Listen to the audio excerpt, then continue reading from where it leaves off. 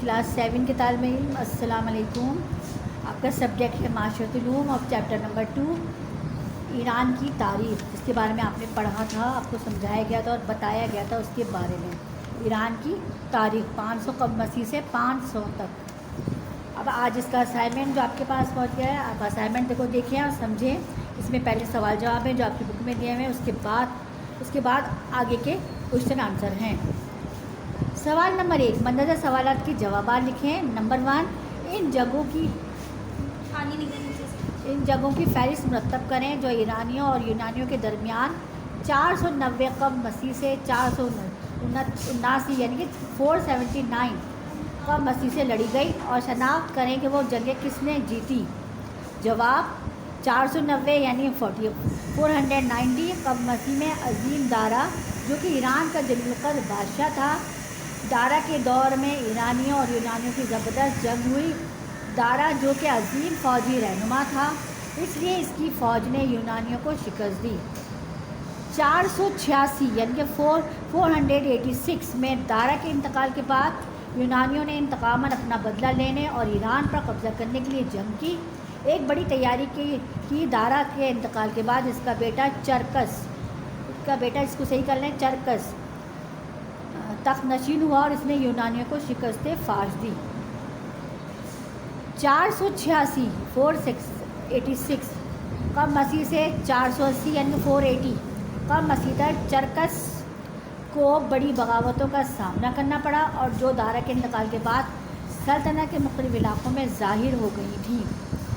سلطنت کی عزت اور توقیر کو دوبارہ بحال کرنے کے لیے چرکس کو 486 قبل مسیح 486 میں سب سے پہلے ایشیائی کوچک، جسے آج کل ترکی کہا جاتا ہے، کہ متحد یونانی نوآبادیوں کو اپنے قبضے میں لے لیا۔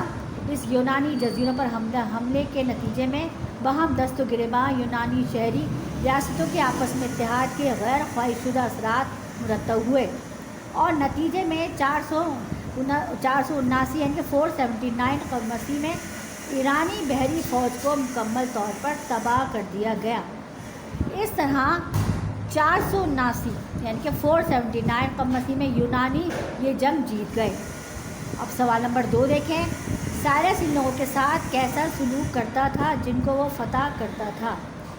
جواب ہے اس کا: سائرس مفتوحہ لوگوں کے ساتھ سلوک، مفتوحہ لوگ مطلب جو حصے پہ وہ قبضہ کرتا تھا تو اس کے رہنے والے لوگوں کو مفتوحہ لوگ کہتے ہیں، کے ساتھ سلوک۔ سائرس نے مفتوحہ علاقوں کے لوگوں کے ساتھ بڑا اچھا سلوک کیا، جس کی تاریخ میں بے شمار مثالیں ملتی ہیں۔ ان کا مفتوحہ علاقوں کے لوگوں کے ساتھ ہمدردی، رحم دلی کے عمل سے سلطنت کی دور اندیشی، رواداری کا اظہار ہوتا ہے۔ اس نے مفتوحہ لوگوں کو مذہبی آزادی اور ثقافتی اور مقامی روایت کی ادائیگی کی مکمل آزادی دی ہوئی تھی۔ سوال نمبر 3 ہے، دارا نے اپنی سلطنت کو یکجا رکھنے اور اقتدار کو مضبوط رکھنے کے لیے کون سے طریقے اور ذرائع استعمال کیے؟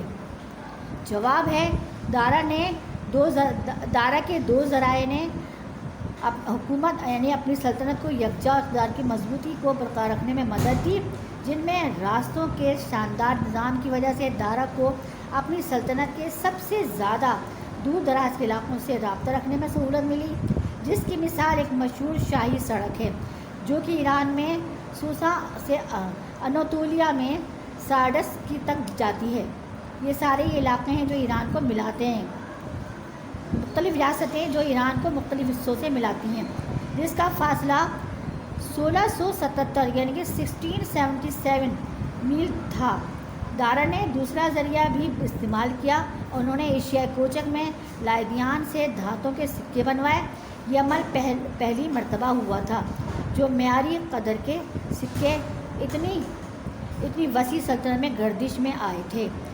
لوگوں کو اب چیزوں کے لیے سونے چاندی کے مختلف ٹکڑوں کا وزن کرنا اور انہیں ناپنا نہیں پڑتا تھا۔ جو کچھ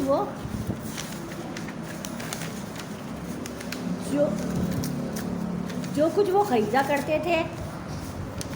آمد و رفت کے لیے راستوں کے نظام اور معیاری سکوں کے وسیع استعمال سے تجارت کو فروغ حاصل ہوا، اور تجارت نے سلطنت کو یکجا رکھنے میں مدد دی۔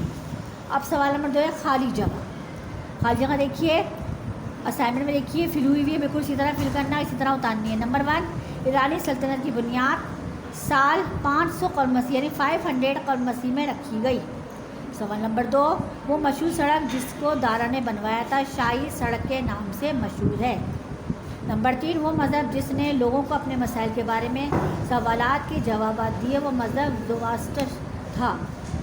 نمبر 4 آئیسائن قبلیائی لوگ ایک دوسرے ایرانی حکمران کے ماتحت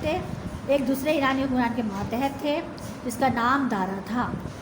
اچھا اب اس کا سوال نمبر 3 ہے صحیح جواب کو انتخاب کریے۔ 3 آپ کو جواب آپشن دیے ہوئے ہیں، ان میں سے جو صحیح جواب ہے وہ آپ کو یہاں فل کرنا ہے۔ ایران کو پہلے پرشیا کہا جاتا تھا۔ ایران پہ پرشیا پہ ٹک لگائیے۔ ایران نمبر 2 ایران معدنی ذخائر کی دولت سے بھی مالا مال تھا، معدنی پہ تل لگائیے۔ نمبر 3 دارا نے اپنی وسیع سلطنت کا انتظام رکھنے کے لیے اس کو 20 صوبوں میں تقسیم کیا ہے، 20 صوبوں پہ یعنی 20 پر ٹک لگائیے۔ نمبر 3 زواسٹر مذہب کے ماننے والے پارسی کہلاتے تھے، پارسی پہ لگائیں۔ نمبر 5 سائرس دوم کو سائرس اعظم بھی کہا جاتا ہے، سائر اعظم سکندر اعظم وزیر اعظم سائر اعظم پہ لگائیے گا۔ صحیح یا غلط جواب کا انتخاب کریں۔ نمبر 1 زواسٹر نے تعلیم دی کہ دھرتی ایک جنگ کا میدان ہے، صحیح۔